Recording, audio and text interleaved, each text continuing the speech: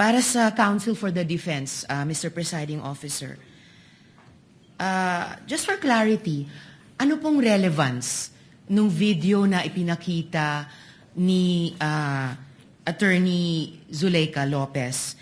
Sinasabi po ba ng depensa na yung mga alleged threats o alleged incitements ni VP Duterte ay prompted nung detention ni Attorney Lopez? Yes, Your Honor. There was a systematic oppression made by the House of Representatives dating back from their even before their mini trial, Your Honor. The committee headed by Representative Joel Chua began investigating the Vice President and her people, even when Attorney Zuleika Lopez was being interviewed by the House Committee of Quadcom Committee, Your Honor. Even if she was answering the questions faithfully and to the best of her ability, she was cited in contempt, detained. Her lawyer was not allowed. Her lawyer was not allowed to be with her when they were trying to detain her in the Women's Correctional Facility, Your Honor. So, Mr. Presiding Officer, Counsel for the Defense, position po ba ng depensa na pwedeng palampasin ang alleged grave threats kung may masasabing lehitimong dahilan para magbanta? Your Honor, that is not the point. No.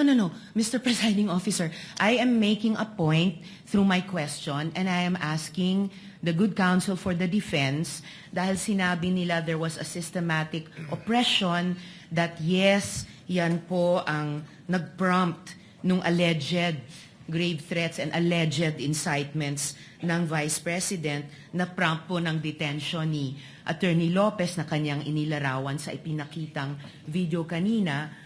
Kaya itinatanong ko kung yan ba ang posisyon ng depensa na pwedeng okay lang or pwedeng tanggapin ang grave threats kung may masasabing lehitimong dahilan para magbanta.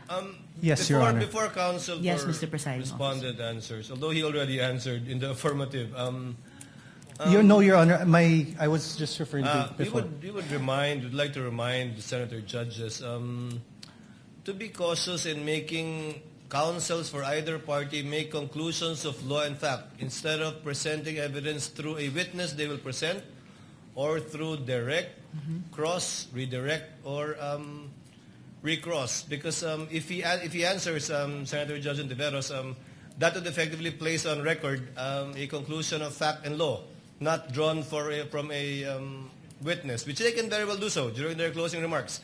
And when I allow him to speak by way of repartee to the peroration yesterday and discussion yesterday by counsel for the prosecution. But other than that, as agreed with some of the senator judges, we would try to limit the answers of the counsels for the parties. With your indulgence, Senator Judge Ontiveros, please. I submit, Mr. Presiding Officer, may I just in closing make of record that I also appreciated and also submitted to the ruling of the presiding officer yesterday because I appreciated that it partook of the history of impeachment proceedings in this court.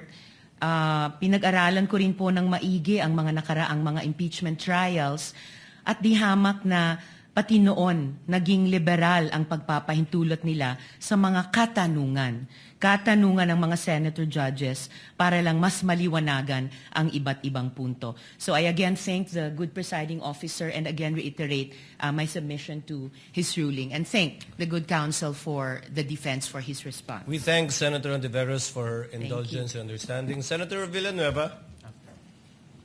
And thereafter, Senate President Gatchalian. You may proceed, sir. You have 2 minutes. Thank you, Mr. President, Mr. Presiding Officer.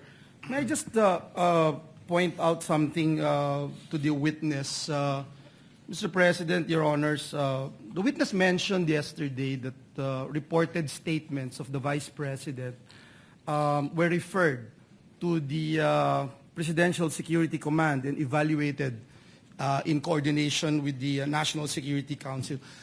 Just to assist the court in evaluating the relevance and weight of the government security response in determining whether the respondent's conduct constitutes an impeachable offense.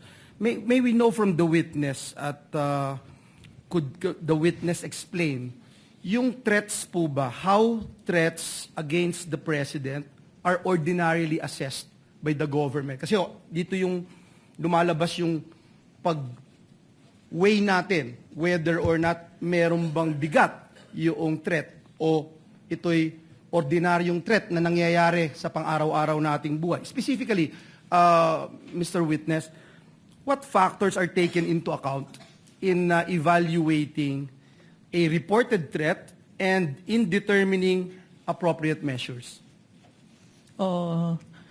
I can't answer on the part of the NSC or TNO because I'm not part of the institution. In your in your capacity as an In agent? my capacity, Yes.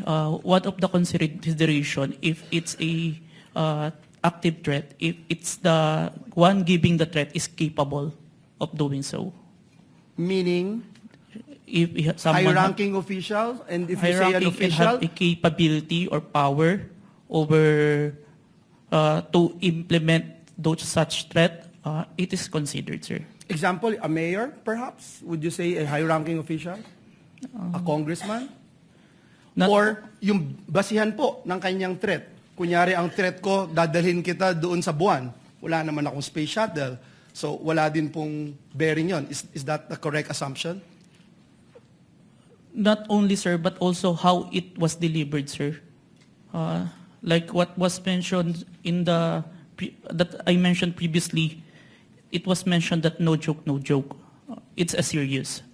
So, that is the... One of the considerations, That's sir. the consideration. Thank you very much. And lastly, Mr. Witness, you made mention na submit mo sa DOJ noong January 30. Is it the same affidavit that you submitted to the HOR?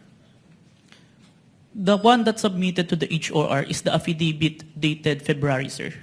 So that's the latest. Yes, sir, the one that complied with the requirements of the DOJ, sir. Thank you very much for that clarification. Thank you, Mr. President. Thank you, Senator Villanueva. Before I recognize Senate President Gatchalian and thereafter Senator Erwin Tulfo, may I remind Attorney Narvasa that your 5 minutes, you will be given your 5 minutes after the questions of the Senator judges and before we recognize the counsel for the prosecutor for his redirect. Senate President Gatchalian is recognized. Your You may Honor. proceed, sir.